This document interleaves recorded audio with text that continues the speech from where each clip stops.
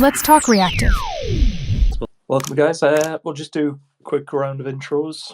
Everyone knows Ronkai, but so I'm Dave. I'm the community and social lead at Parsec. I pretty much just run anything related to community management, social media, that kind of thing. And we've also got the newest member of our team here, which is ACK.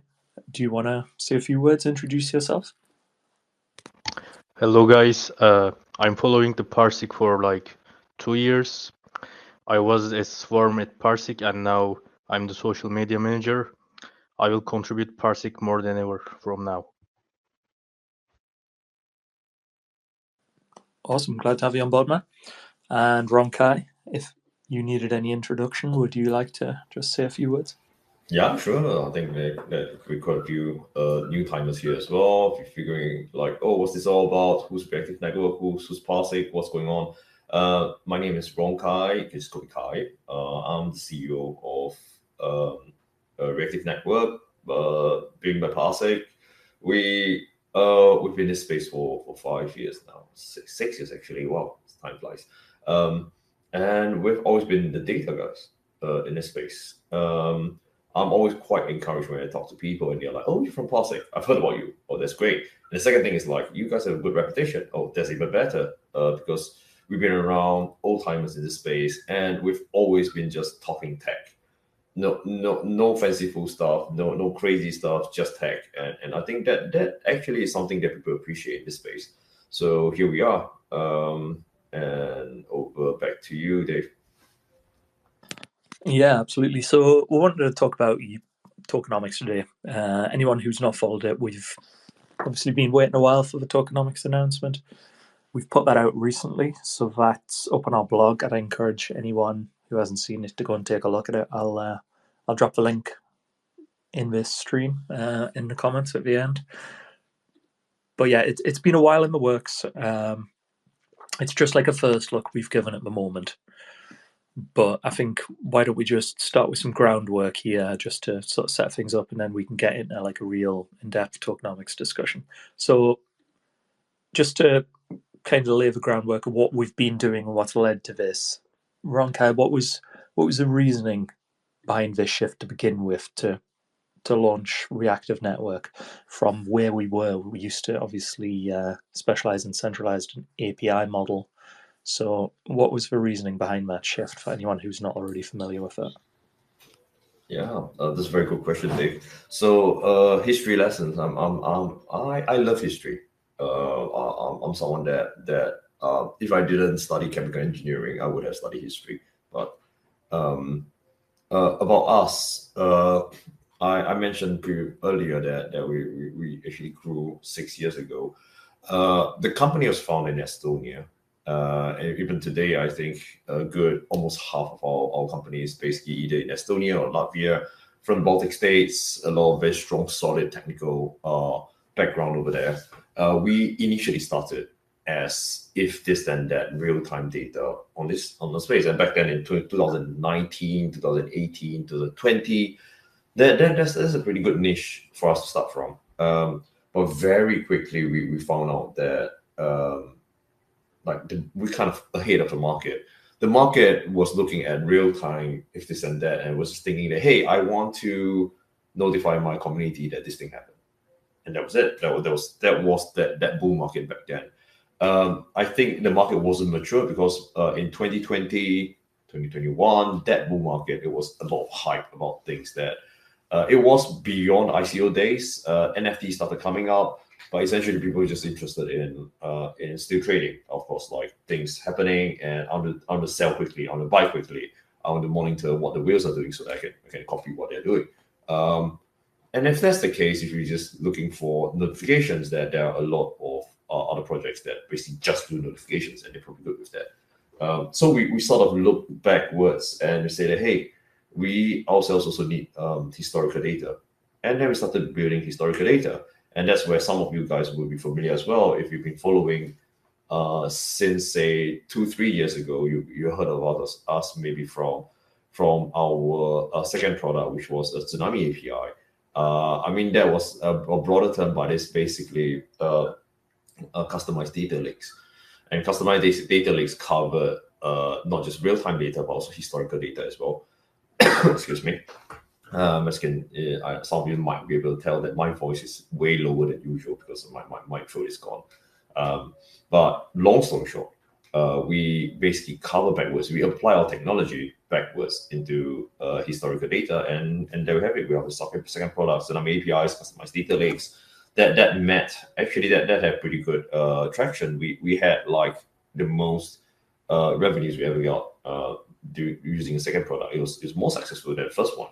But pretty soon we also realized we don't really want to play in that space too much. We built it partly because we needed it. We were doing 4 or 5 different data products from other players, just stitch things together for our historical data, and we realized, why don't we just do it ourselves?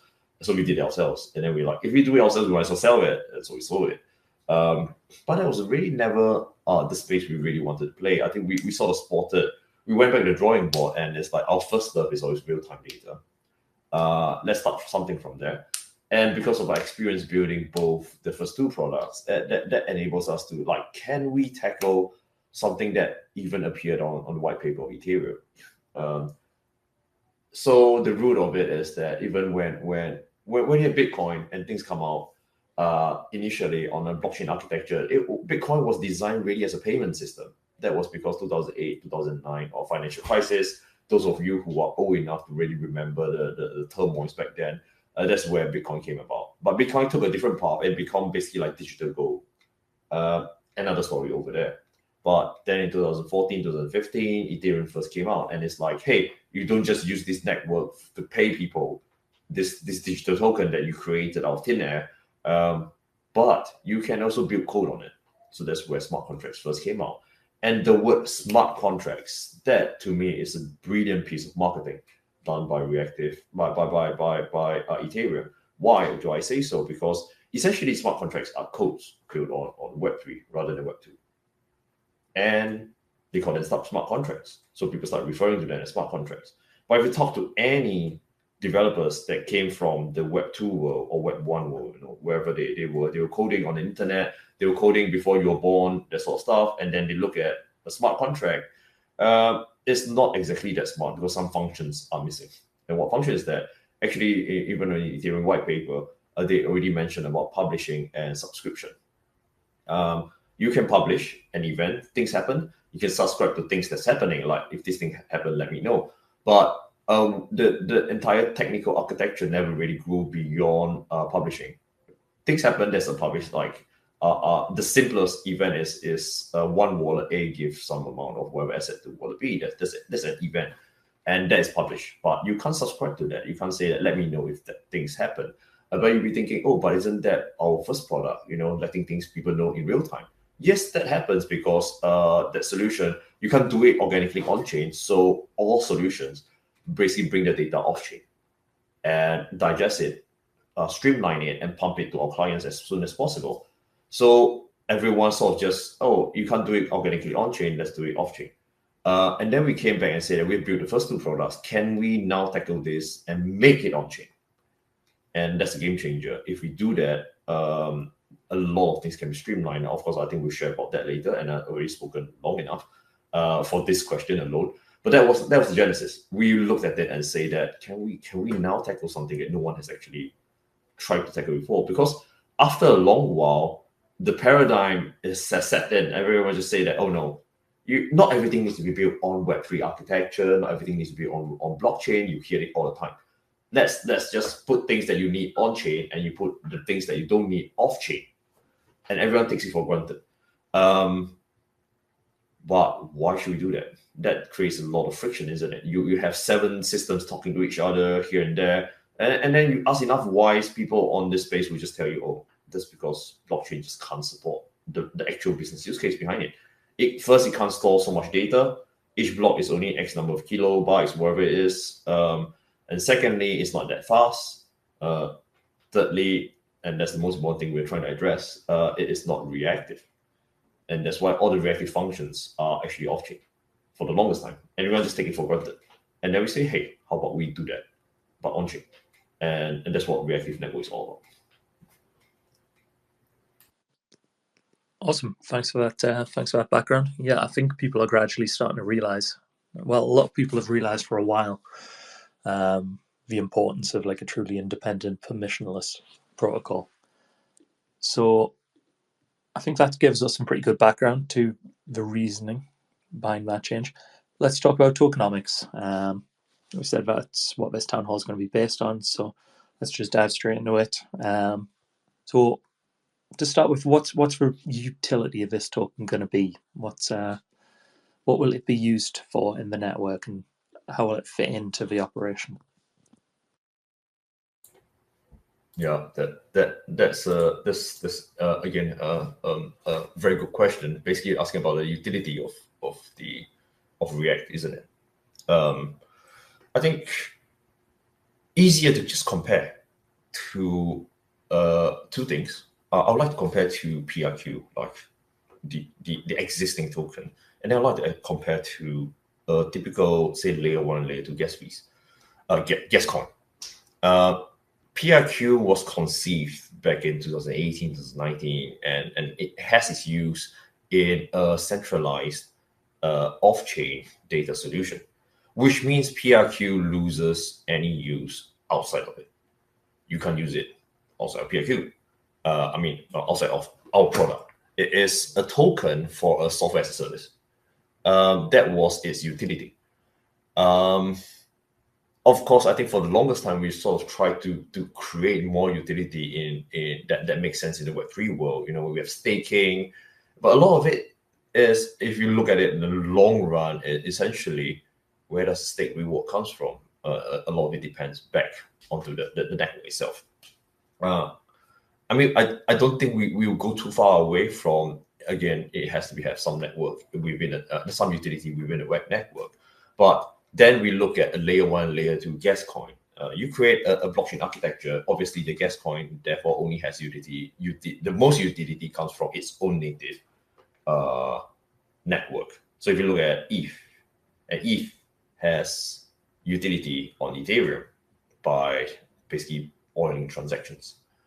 There are secondary utility on it. People use it to stake. People use it to trade. People use it as collateral to borrow other things, other tokens, other assets, and so on and so forth.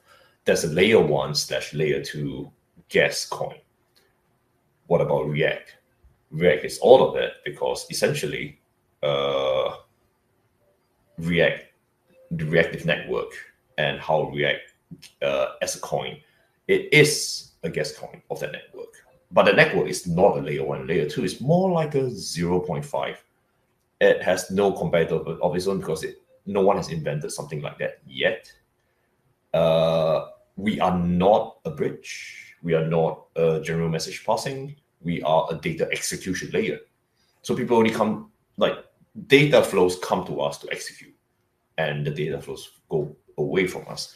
Essentially, there's no TVLs, there's no decentralized apps built on us. There's no need to, at least. But then the React coin still serves that role as a gas coin. It fuels the transactions. It fuels people moving from one wallet to the other. But what else? That's where it gets interesting. This is unique. This is way above what PRQ currently has. It's way above what a layer 1, layer 2 has. This part, a lot of people hear it as okay, I sort of understand it from a fundamental level, but they don't understand the implication. So essentially what it fuels, the biggest utility for it is basically it fuels reactive smart contracts basically acting on their own. When the reactive smart contract, I'm jumping on a little bit ahead because my answer to the first question, I didn't touch on that. But smart contracts, since they are not reactive to events and you can't subscribe to it, we create a layer where you can. Essentially, you build a smart contract on us. Then that smart contract can see events, can be reactive to them, and then based on its own coding, it can have a reaction. It can say that, okay, I see this thing happening on other layer 1 and layer 2s, on any blockchain that I'm connected to. The more blockchains, the merrier, obviously. Then I will act. I will move based on my own code, continuing off from broadly where we left off. Excuse me. So since it's layer 0.5 and we pull the data from across all the layer 1, layer 2s together, and then there's reactive smart contracts that enables all of these kind of things to be listened to, and then to be reacted to organically from a smart contract level. It means that the reactive smart contracts themselves need to hold a wallet to obviously pay for whatever that they need to trigger. So because in the normal transactions on any layer 1, layer 2s, you pay the gas fees and you trigger a reaction. You trigger a transaction. It's not even a reaction. It's like you tell it what to do, then therefore you do, because that's why smart contract is a very smart term. They're not exactly as smart. You still need to tell it what to do. They're just contracts that execute because someone somewhere, could be a code on off-chain, or it could be a human, or it could be a developer, tells it what to do. And that's what it does. But now we created a layer that can execute all this autonomously, completely on-chain. That means smart contract for the first time, they have eyes and ears, can see what's going on. And that means they pay for those transactions. And if they are code, they are robots, and they are not just going to pay, like the rate is not going to determine by how fast they can click a mouse. It's going to be hundreds, thousands, tens of thousands or more per hour, per second, per hour, per day. It depends on their use cases. And the more network that we're connected to, the more they react, because they're monitoring more stuff now. Depends on their code, of course. If their code says just monitor these 5 smart contracts from these 2 blockchains, then you just focus on those. Doesn't matter how big my network goes to. But then there will be a lot of use cases where it's just like monitor as many as possible. I want this type of events across all time and space at all times. And that's where we become a proxy of the health of the entire blockchain ecosystem. And I think that's the beauty of React. The healthier the entire blockchain ecosystem is ecosystem of ecosystems.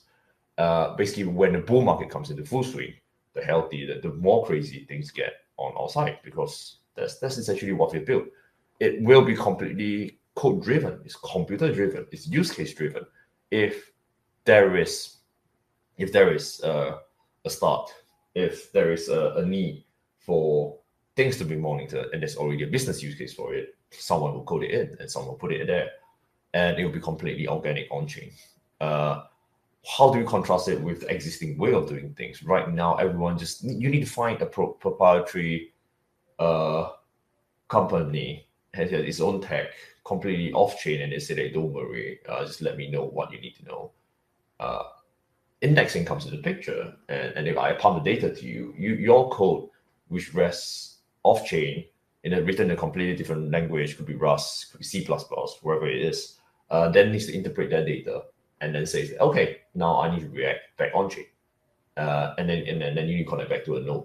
You have this whole setup where it connects into this 5, 6, 7 different tech architecture that enables you to draw the data from on-chain to off-chain, digest it, index it, study it, run through your off-chain code, and then react on-chain back to a node onto the correct blockchain, and hopefully you catch the correct time. But now we've turned everything just purely on-chain, and that's super powerful. All right, thanks, Rukai. Yeah, I think it's always going to be the ultimate use case, right? There's so many projects that have spent so much time and effort trying to develop new use cases for what are essentially utility tokens. And like we ourselves, with everything we've done with IQ Protocol and everything else, we've spent a lot of time and effort trying to develop real solid use cases for the token. But ultimately, I don't think there's probably ever going to be a stronger use case for a token than to be a native network gas token. So is it fair to say that it's essentially going to be essential for everything? Yeah, operating within reactive network for React as a token. You're not going to be able to do anything on React. Every transaction will require React. It's going to be an essential part of the ecosystem. Is that fair to say? Yeah, definitely. I think that's also where what we're creating. Actually, even when we were looking at the O2 projects, as in like at first like if this then that, and then the tsunami APIs, we created really good tech. But the thing that often give us a lot of headaches is like we have this token that has very limited utility. Like it has use within our ecosystem, of course, but that's about it. That's like why should anyone want to buy it if they are not actually purchasing our business? And those people who do that, they are, well, essentially other businesses. But effectively, we created a network where, yes, other is still majority other businesses using us, but it has a whole life of its own, and the utility of it, the volume that is being driven, is based on the health of all other networks that we're connected to. The more, the merrier. I'm connected to 2 dozen, great. 4 dozen, even better, and it drives the whole thing like a machine, and that's where the real utility comes, and I think that's great.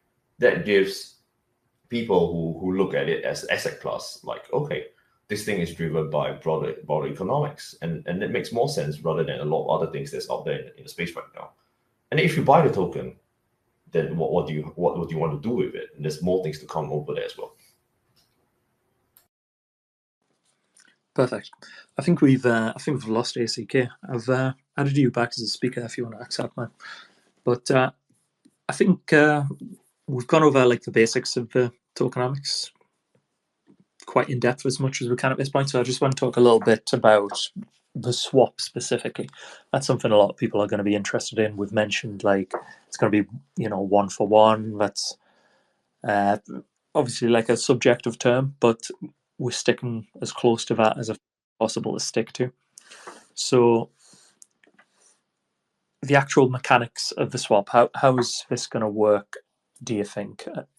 In terms of whether you hold a wallet on a private exchange or on a centralized exchange, how do you expect this to work? Do you think we'll be able to offer swaps on Binance Smart Chain, for example, or do you think people will have to bridge to ETH?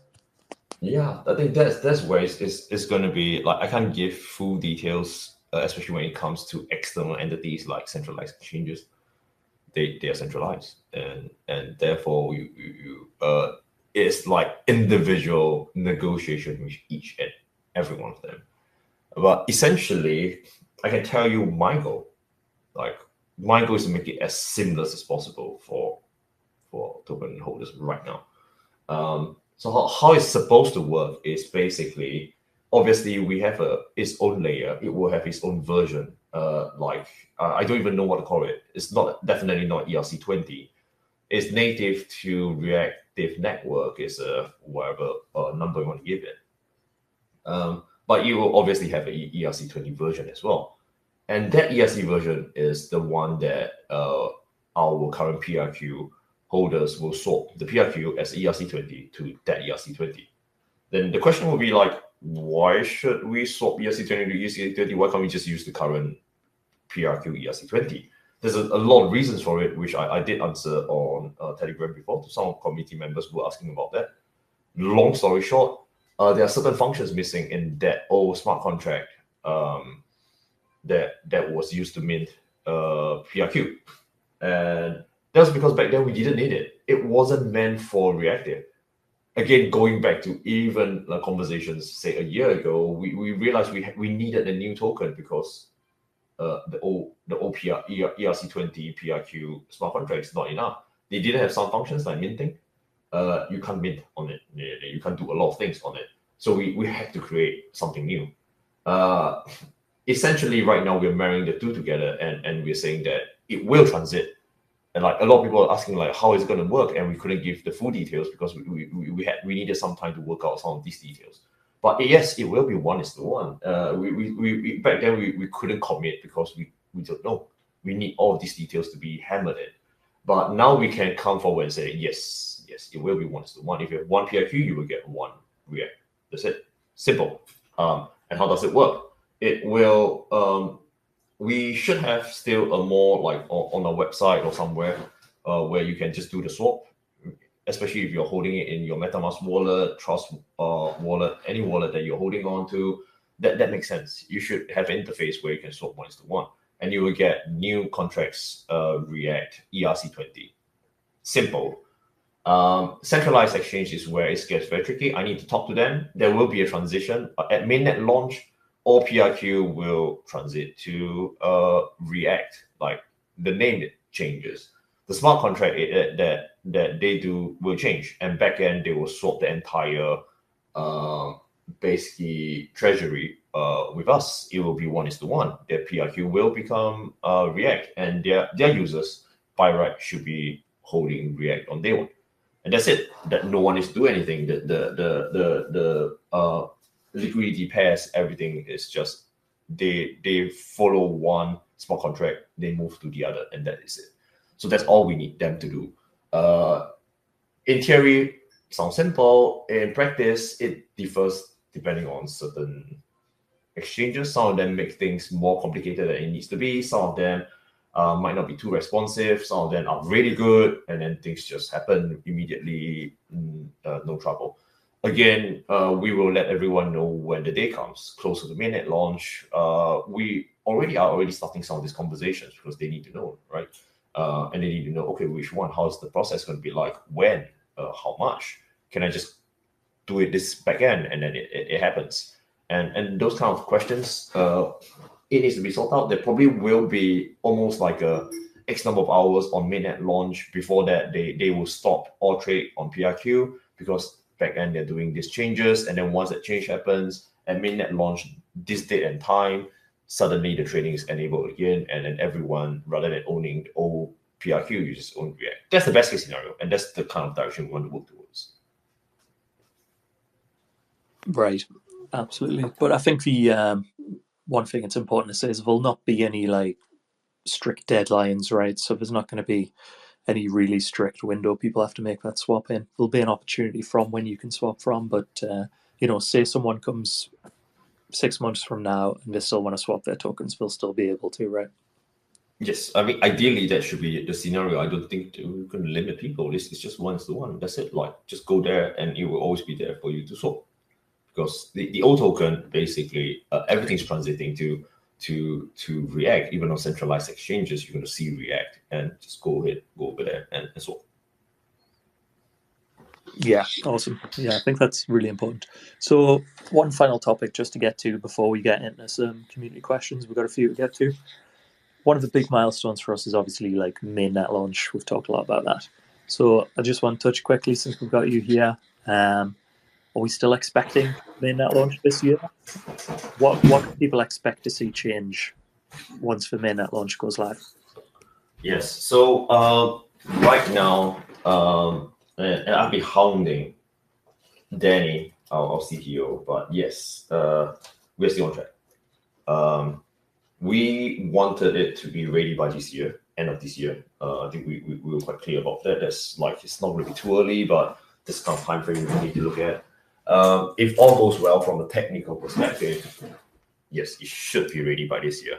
Again, there's a lot of asterisks to it. Like, we can never commit like it will be on this date, it will be on this month, because sometimes shit happens, and sometimes things blow up without us realizing it, and then we have to quickly fix it. Obviously, you want things to blow up before the mainnet launch, not after the mainnet launch. You don't want to screw up your launch. And there's a lot of technical complexity involved in that. One of the kind of technical complexity that I'm trying to push for, and everyone knows it in the company, and I would like community to know as well. I want on day one, ideally, if possible, when we launch on mainnet, anyone, and developer or anyone, layman, if you want to deploy a React smart contract, go ahead and deploy it, But essentially, you shouldn't need to hold 50 gas coins because we're connected to 50 blockchains on top of React. By right, I want our users on our network just hold React. That's it. It will fuel the whole thing. That's the beauty of it. And we are going in that direction. It's just that from a complexity standpoint, again, a lot of asterisks from our tech team, it might not be on day one, but I want it to be on day one if possible. And I'm even willing to delay our launch if it's just like for a little bit, a few weeks here, a month there, in order to make it happen. Because then that's a perfect launch. You go out there and straight away, anyone, you don't need 50 gas coins, you don't need to own Ethereum, BNB, Poly, everything. You just like screw all that. You just have React, and that's it. That's the beauty of it. And I would rather wait to have that beauty than rush things out. Obviously, I can't wait too long. I still need to catch market. And if I need to launch with imperfect, maybe you still need to hold a little bit here and there, but we're going to transit to it in a few months. That could be another scenario. But as much as possible, if we can, we're going to make it happen. And I think that it's not just about the token price and all that, but from a sort of quality of life perspective, you can see how much more value there is if, anyone bidding on us, they just need to hold React, and that's it. That's just like so much easier. I would say that there's a lot of things between now to mainnet launch. There's a lot of trials along the way that we have to jump across. We do a lot of things with developers. You guys are already seeing all the activities. We're doing a lot of things. We'll start be ramping up also in terms of really like broad mass market marketing. That part will come. But as a highly technical product, you talk tech, the guy on the street will not understand you. We have to, for lack of a better word, we have to dumb it down. It's just how it is. We've dumbed it down 10 times and then still find it's too complex for people to understand, and therefore it's not dumbed down enough. Dumb it down further, make people understand, draw analogies, make memes if you need to. If the whole idea then is that we engage not just the power of my company, of my colleagues, but we also engage our community members. Submit your ideas, let us know, draw it yourself, post something, tag us, whatever it is, get us more traction, get people talking about us, and get people to understand what we're doing. I think that's where we can really have a good launch from there. Yeah, well, I think community in this equation is hugely important. And like you say, I think also the increase in simplicity is one of the founding principles of a network, really. Reducing that complexity for the end user is really important. So if we can launch in that state, that's really important. We're just going to have to whip Danny extra hard, I think, right? But I think we're pretty much on to community questions now anyway, so I've got quite a few to get through, so let's just get right to that. Actually, one more from me just before we get to community questions. You mentioned ERC20 React quite a few times. Can I take this as like official confirmation that there's likely to be an ERC20 wrapped version of React at launch? There will be. It has to be. I think most exchanges will just allow us only the ERC20. And then, like, people who take it, if you're a developer and you want to actually use it on our network, you just have to bridge it. Like, that's the only way to do it for now. Because to get an exchange to support the new version of React on day one, it takes a lot of money. Everything is just like, oh yeah, I can support it if you pay me X million or whatever amount of money it is. But ERC20 is like, we're already on you with PRQ on ERC20. So they're not going to, it's just a lot more straightforward for them to do it as well. So there will be one. It has to be. I think anyone doing on blockchain right now, you can't run away from having an ERC20 version still. Yeah, so that's going to make that swap a lot more straightforward, so that makes sense. First question we've got from the community is, do you plan to add any burn mechanisms to the tokenomics? Burn mechanism, this is a good question. So there is going to be a burn mechanism. Kind of complicated, and it's subjected to change. Because sometimes, you do a lot of testing and then you just can't get around, and sometimes you have to change the details. But how is it going to work? Broadly speaking, it's going to look like this. Basically, there is a minting function for validators. You validate the whole thing, you make sure the whole network goes smoothly, new token gets generated. Minting. So that's pretty straightforward. What gets burned then? Essentially, the transactions that's submitted by all those all the various different Reactive smart contracts, they need to pay for the actions on the various different layer 1 and layer 2s. Some of it could be quite expensive. If I'm like, hey, I want to do this on 20 different blockchains, it's like, how much gas is this guy going to pay? It's quite a lot. And they will pay in Reactive. And the network will calculate like what's the actual amount of gas that they need to pay. It's not just on them, but like the kind of computing that happens on our layer, there is a certain fee involved as well. Those gas that they need to pay equivalent, because the idea is that they only need to pay React, but then it gets converted in backend. We let us settle it. Like we will settle the actual amount of ETH, BNB, Poly, whatever the gas that is supposed to be on those chains. There'll be equivalent conversion, and after that, what remains is actually the amount that they pay the network itself. Those parts can get burned. Is it 100% of those parts, or is it less than that? It depends a lot on our calculations. We need to test it, but that's the part that gets burned. So effectively, the transaction fees, taking away the actual cost of doing a lot of things on other layers that's not dependent on us, and their gas can jump out as well. Then that's out of our control. But effectively, after you pay those off, there's whatever remaining. That's the part that we burn. Gotcha. Yeah, makes sense to me. So next question is, let's see. So yeah, they're saying great move from the team regarding the tokenomics. Thank you very much. Can't take any credit myself. However, given that the team has returned the VC funding, what's the runway of Parsec looking like now? So basically, how are we going to fund the project with the fact that we've returned VC funds? Well, that's as much as I understand, and I put it that way because at the end of the day, like funds and finance and money, all of the kind of things it's highly confidential. That's one, and secondly as well, it is highly variable. But what I can say as well is that like for us to actually return VC funds, I don't think we're going to die. Why do we do that? Like obviously, the ideal way is to get VC funds because they give us a huge treasure chest, and that can last us X number of years. It can cover all sorts of very expensive things like token listing, etc. But if we're doing it this way, where we're launching a new token, yes, but it's 1-to-1, and then it's direct transition on the centralized exchanges, we don't need to pay them too much in terms of transaction. That saves me a lot of outgoing costs. And I can start looking at what I actually need to do. Some things will be shortcut. Some things will have to be a lot more creative. But I take a lot of inspiration from how Ryan Reynolds did the Deadpool movies. So if you watched it, it's like, oh, it's a great movie. They did a lot of great things. But if you actually go and watch, and they have tons of those like behind the scenes videos.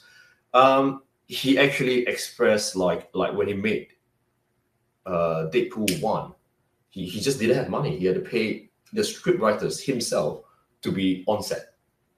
That's because back then people didn't really believe in them. So he was given very minimal budget. But that enabled him to desperation actually creates a lot of creativity. A lot of things happen, which if you are given a lot of resources and just doing things like that, you wouldn't have thought of it anyway, because you just tend to take the easy way out. I have money, I'm going to throw it at this, and you get a certain amount of return. But you have no money, or you have limited amount of money, or you just have a certain amount of money that works, but no more than that. You're going to get super creative with how you want to get a certain resource across, and effectively that's how we find ourselves in this situation. We have funding. We are not going to die. And that's why we can confidently say that, okay, let's return the VC's money. But we also do that because, well, if we wait for the full round finish, I don't think we'll be in time for the market at all. It will be very much delayed, and that's probably even worse than doing than returning the funds. So we thought that there's a lot of things that we need to catch, and it makes sense for the advantage of the project and Reactive Network in general. So that's what we did.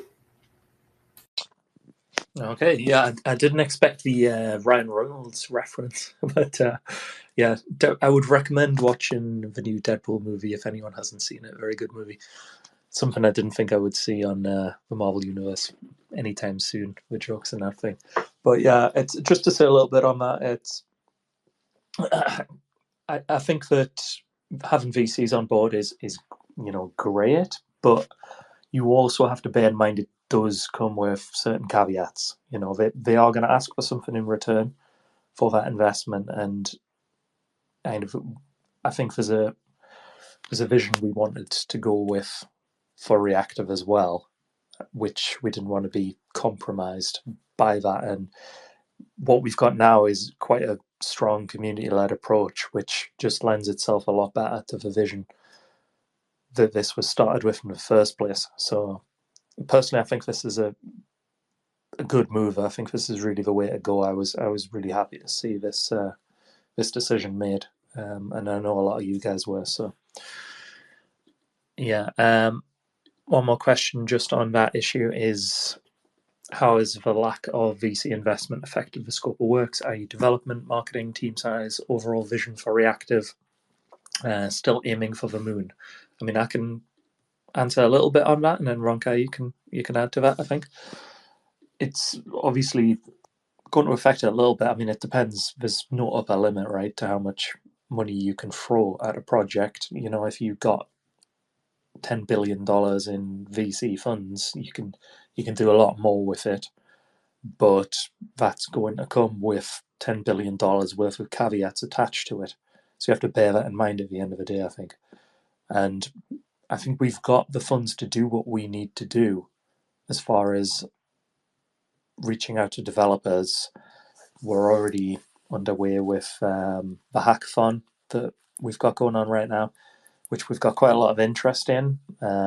So I think we're off to a really good start when it comes to building up new utilities and use cases for the network and making connections with new developers.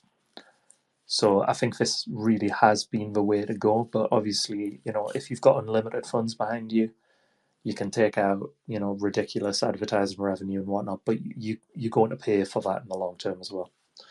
Ronkai, do you want to add anything to that? Yeah, definitely. I think that was a very good response from you, David, especially from that community marketing kind of angle. I would say that from my viewpoint as a CEO, the returning VC funds and lack of the VC investment means that, well, straight away VCs, they don't care about you anymore. So okay, yeah, then you're not part of my ecosystem. Though surprisingly, there were a number of VCs that are like, hey, I don't care. I still want a piece of it. And they're still partnering with us with some stuff. You probably see us in Singapore, and those are some of the VCs that still believe in what we're doing. And I think it's a good sign. Like we have something really, really good. We product-wise solid.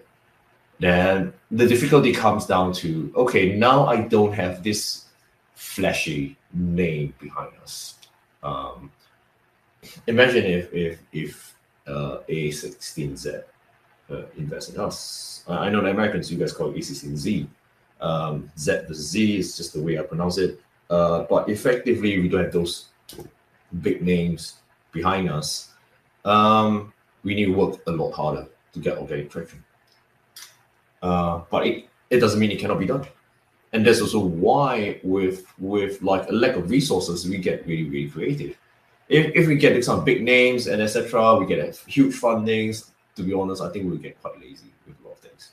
We just be like, oh, throw 1 million there. Or just kind of affiliate marketing everywhere. This sort of stuff. You get probably pretty good traction for a while, but that hollows out a lot of the foundations. And the way we're doing it right now, I think we have a very good strategy in terms of building a very, very solid kind of foundation going forward that not just will last through the bull market, it can last through the next bear market. Yeah, thanks, Ronkai. Great answer. So let's see what's our next question. Which chains will we see next? Well, there's actually another one live already, which we haven't announced yet. So any detectives might be able to figure out what that is. It begins with an A, I'll tell you that much. You can probably figure it out from that. But we'll be doing an announcement soon on that. Ultimately, I think we're just looking to integrate any EVM, initially EVM based chain, which has adoption and which adds value, really. I think, would that be fair to say, Ronka? Yeah, definitely. And obviously, I think we are also integrating GMPs, German Massive Crossings, kind of projects like Exila. I think we'll be quite open with that. We're looking at other projects as well. I guess we are agnostic. Obviously, we have limited resources. We can't integrate every blockchain one by one by one by one. It just makes sense for us to integrate like a project like that, and straight away we are connected to say 4,000 different blockchains. And in our case as well, it makes sense for us not to just rely on one. If they, for example, for some whatever reason, black swan scenario, they are offline, and then we'll be screwed, isn't it? So we have to be agnostic about it. We have to have multiple pathways. We just integrate multiple different GMPs, integrate different things on our own, and it makes sure that there's no redundancies upon redundancies. I think in a decentralized network like us, it makes a lot of sense. And a lot of these GMPs, some of them are pretty decentralized. Some of them are actually not. Again, they claim to be decentralized, but once you follow the data trail, you follow the documentations, and once you hit a black box, it's a black box for a reason. It's a black box because they are kind of centralized, and we can see it, we understand it, but we're still going to use them as long as we have multiple different pathways. That's fine. Yeah, makes sense. Always got to hedge your bets, right? Just got a few more questions to get through, and I know we're heading up to the hour, so we'll try and keep it just to the hour. But ACKR, any of the guys who are listening, if you want to chip in with a question, feel free to request to speak, and I'm happy to ask anyone up, and you can ask a question yourself as well. The next one I've got, though, is based on staking. So, staking's always a big question. We've talked about potential validator staking, but will there be any additional staking options beyond validation, single staking pools, DeFi pools? Have we considered any of those options yet? There might be no details now, but have you thought about anything like that, Ronkai? Oh, definitely. I think I spent a hell of time thinking about tokenomics and some implications around there. A lot of the details are still not there yet. I think what essentially is more or less very confirmed is obviously there's validation. It's proof of stake. It's validation. That means that essentially there should be some form of, you can set it up yourself eventually. You can delegate it to a validator who's basically a public validator, and they allow you to stake your React, and you get a portion of the reward. Those should still be there. How soon will they be live? I don't have a timeline. Obviously, with mainnet launch, validators will have to be live. But the delegation part, it takes a lot of I think both internal setup and also external partners coming in, and then some of them will open up and say, hey, you can now stake Reactive with us. Come to this place, put your Reactive there, you get X amount of rewards. That's out of my hands. Some of them, obviously, or ideally, we have some form of partnerships with wallets. You can straight away just stake directly on your wallet interface. That's the best. All of that takes time, a lot of time. But that's going to come. What is less unsure is, I think, single token staking pools. It depends on, again, the partners, like stake where, how, where are you getting the rewards. Again, a lot of it probably, I think the best organic way of doing it is, again, via validation. Because that way, the rewards come from actually effort, value added to the system. and that's something that we want to encourage. I think the worst case scenario is like free money, free tokens being thrown left, right, center. That devalues the token for everybody. We want to do things that make sense, both from an ecosystem standpoint and from an economic standpoint. Like it must be something that even when you take the money, you'll be happy. You're like, okay, this thing is going to increase in value. This thing has value, and I'm doing something that has value for everyone. Obviously, I think decentralized sort of like decentralized exchanges with staking pairs. I think those probably can be done. Any market makers can go in and create a pool, and then you start seeing us over. Like, of course, with more, we're already there, but with the new token, and then we have with new liquidity as well. I think those part probably will come. Make sense. With enough resources as well. We again, those kind of things we can't just do it on our own. You do need to work with market makers because they are actively monitoring. We are not. I can take from my treasury and throw it in. It doesn't make sense in the long run because I'm not going to monitor it like 24/7. But a market maker partner can do that because that's their job. And I think that's where liquidity shouldn't be an issue after that. Gotcha. So next question is on validators, and I don't think we're going to have too much information on validation just at the moment, but they're asking how much React will be needed in order to have a validation node. I think it's going to be a little bit of time before we've got like full details on validators. That's going to be something that comes a little later down the line. Is there anything you want to add to that, Ronka? No, definitely. I don't have a number right now. It's going to be kind of arbitrary for the beginning, I think. You need to determine because everything that you look at other networks, why 24 validators, why 12, whatever it is always like at every block they will randomly choose maybe a number of validators to validate that block. But there can be as many validators as possible out there. That's fine. Like 200 validators, 22,000. As long as they can meet the amount of staking threshold. And then the next question is how much? What's the threshold that you want to put? For Ethereum, famously, is 32 ETH. For BNB, it's like 10,000. Why 10,000? Like, well, they set it so that it's like not any Tom, Dick, and Harry can come in. Why 32? Maybe back then they want any Tom, Dick, and Harry to come in. That's fine. And it depends a lot on a lot of these scenarios. And we need to actually do a sort of scenario studies. We need to test it over and over what sort of works for us. And once we have the details, we'll let everyone know. It will be closer to mainnet launch. At this stage, it's too early. We haven't even tested the validators network and see if the whole thing is stable, etc. It takes time. Once that is done, then we talk about the numbers. Okay, so next question. How's the hackathon going? Are you pleased with the results so far? Well, I mean, the hackathon's it's a 2-month-long event, 8-week event. So we're only on to day 4 right now. I think we've got a long way to go yet. But we've got over 200 people participating. So I think we're really happy with that so far. Further feedback on the hackathon, we'll definitely be able to give a lot more of that as it goes on, but it's still very, very early days at the moment. But we're definitely happy with the amount of interest we've had so far, the amount of projects we've got involved so far. We've got some awesome judges from like Axelar, Pangolin, Orochi, loads of like really good projects, Interact, as well as co-sponsors. So I think definitely happy with the start we're off to, but we'll see more as time goes on. Is there anything you want to add, Ronka?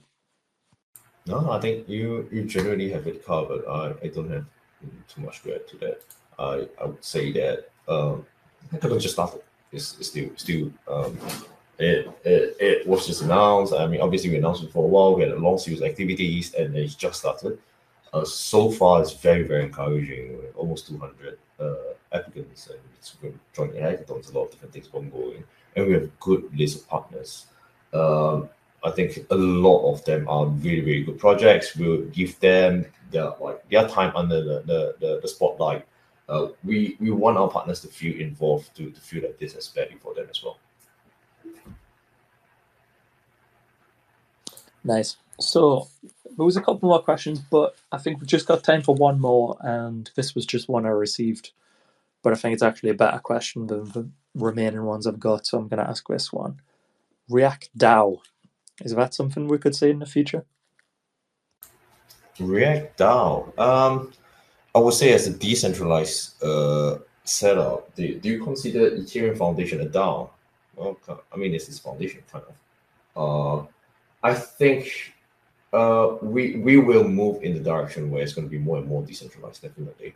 And what do I mean by that? It's not just the technical architecture.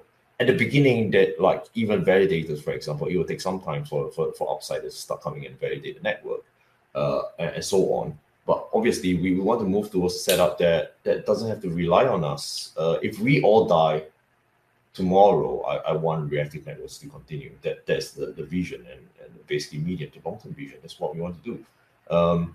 I would say that eventually it will reach a stage where, you know, if you have a stake in us, and we haven't really even think about how exactly it's going to look like, because I think some networks or some DAOs even are already looking at a proof of humanity rather than, you know, proof of stake. How much stake do you have? If you are a whale and you hold 30% of the network, one person gets 30% of the vote. That's not very democratic. But why do you want democracy in the first place? You have to be sure. Like, I want democracy, and I want people to talk about to vote for certain issues for the betterment of the entire network. In which area and how? I think those are philosophical questions, but those are actually very important in the way we will eventually run reactive network as well. I don't have any answers, but those are questions that are basically on my mind already when you talk about that. But yes, I would say that we will get increasingly more and more decentralized. All right, well, watch for space. Let's not organize any full team Parsec private jet flights just yet then. I think we're going to be needed for some time yet to come. So that is the last question I had, and we're at the hour, so I think it's a really good time to wrap things up. Is there anything you wanted to leave, any thoughts you wanted to leave us with before we end things, Ronkai? That's a good question. I think if you've listened for 1 hour, maybe live here with us, or subsequently you listen parts of it here and there, I would say that we have always been a very tech-driven company, but like we're really good and getting even better at talking to developers, talking to projects, managing our community. I think sincerity and faith, it goes a long way, and that's what we believe in. But I think going forward, one of our big challenge, and to us it's a big challenge, like how do we get people who has heard about us but have never really buy into us, or who has never heard about us to hear about us. And we're going like really full speed ahead on that. In preparation for mainnet launch, there's a lot of things we need to do. Do it too early, you know, there's no action for them. The people get bored, and after a while, it doesn't work anymore. So we are basically at this sweet spot right now where we're ramping it up. And as fast as possible, I think you guys who are already listening to us, that means you've heard about us before. You are a believer some way or another. Could be a skeptic, that's fine. But you heard about us. You may or may not earn PRQ. If you own it, that's great. If you used to own it, still good. I think the way forward is asking you both yourself and asking us and helping us even like get to a wider audience. That's one. And secondly, convince everyone like to be a part of us. Whether you're testing on us, whether you're buying PRQs, whether you are like spreading the word. Why is there a reason to believe in us? Why is this important? And we've already said it in a lot of different ways, both technical and as non-technical as we can. But essentially, we want to revolutionize the basic data pathway. Like, why should things go off chain and then back on chain again? Put them all on chain, at least the reactive parts of things, and see how fast, how much better, how much more efficient And effectively, your a development cycle, if you're a developer in any companies, now you can really put in a lot more effort in developing more highly complex smart contracts. Right now, you can't. Every time you want to upgrade something, it takes maybe months of different efforts, because you need to change 6 or 7 different tech architecture, not just one. But now we just shorten it to literally just one. You just need to know Solidity, and you change the Reative smart contracts, even your layer 1, layer 2 native smart contracts. You don't need to touch them. Just change whatever's underlaying. And that is a game changer. That's a huge game changer. And if you believe in that, help us spread the word. I think that will be, in some sense, my ask. Thank you so much. Thank you, Ronkai. Like you say, community, I think, is one of the most important aspects of any project, really, and especially a decentralized project. So we definitely appreciate all you guys who've stuck with us through thick and thin.